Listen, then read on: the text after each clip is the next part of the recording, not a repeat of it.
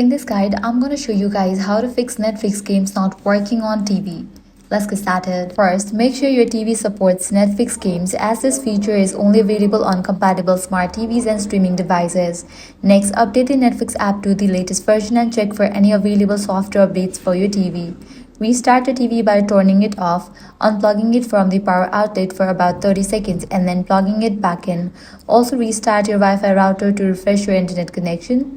Since Netflix games require a stable network to launch and sync properly, if you are asked to pair your phone as a game controller, scan the QR code displayed on your TV using your Android or iPhone, install or open the Netflix mobile app if prompted, and complete the pairing process while both devices are connected to the same internet. If the game still won't start, sign out of Netflix on your TV, shine back in, and try launching the game again. You should also disable any VPN or proxy service as these can interfere with Netflix features. If Netflix games are still not available, the feature may not have rolled out to your device or region yet. So check for updates and try again later. If none of these steps resolve the issue, contact Netflix support for additional assistance.